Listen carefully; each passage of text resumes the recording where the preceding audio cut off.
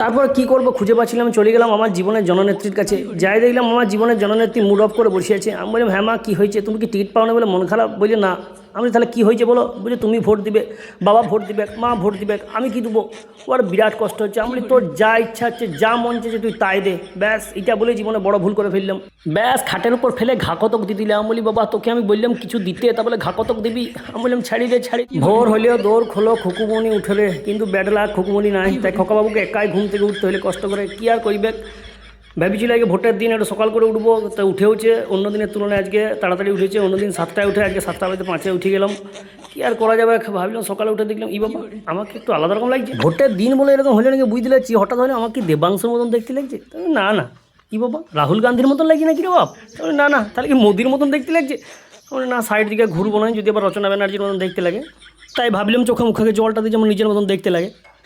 তারপরে ব্রাশ নিয়ে গোটা ঘরে পুরো ইডির মতন হানা দিলাম পেস্টের সন্ধানে, কিন্তু পেস্টের পাইলাম না। বলে মা মাজনটা কোথায় গো? বলছে ও ডাইনিটা। আমি বলি ডাইনি? বলছে আরে দেখ জানলায় আছে। জানলায় দিয়েছি, হ্যাঁ ডাইনি বটে। ইনি বাবা এটা ডাইনি লাগো, সেন্সো ডাইন। মা আমার কী বুঝে জানি DYNE লাস্টে আছে, ডাইনটাকে ডাইনি বলে, আর কি বলবো। তারপর দেখলাম যে আমাদের মূল্যবান দিদি, আমাদের প্রিয় দিদি রিঙ্কুদি, ও ভ্যারিয়েশন ছাড়া কিছু বোঝে নাই। এখন সকালবেলায় চা রুটি খাচ্ছে, কারণ জানে ভোট দিতে যে ঘুগনি মুড়ি মাংস ভাত তো খাওয়াবে কি, তাই সকালবেলায় চা রুটি খাচ্ছে, মুড়ি খাচ্ছে নাই।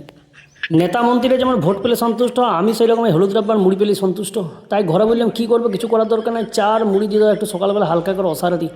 আর দিল চা মুড়িটা দিলে, আর ভাবটা নিলাম, ও যেমন কি ভাব গো, মুড়ি খাওয়ার আগে বাঁকুড়ার লোক হবেই হবে। ওহ, তারপরে কচি করে এক মুঠা মুড়ি যখন মুখে দিলাম, তারপর চাটা টানিয়েছি, বাপরে বাপ, মনে হচ্ছে বিনা প্রতিদ্বন্দ্বিতাতে আমি MLA হয়ে গেলাম, আমি রাজ্যের মুখ্যমন্ত্রী হয়ে গেলাম। কেউ জিতে না, আমি একা জিতে গেছি, ভাবে মানে সপ্তমী হয়ে গেলাম।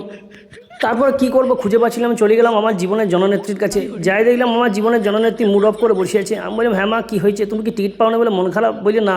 আমি তাহলে কী হয়েছে বলো? বলছে তুমি ভোট দিবে, বাবা ভোট দিবে, মা ভোট দিবে, আমি কি দেবো? ওর বিরাট কষ্ট হচ্ছে। আমি বলি তোর যা ইচ্ছা হচ্ছে, যা মন চাইছে তুই তাই দে, ব্যাস। এটা বলে জীবনে বড় ভুল করে ফেললাম।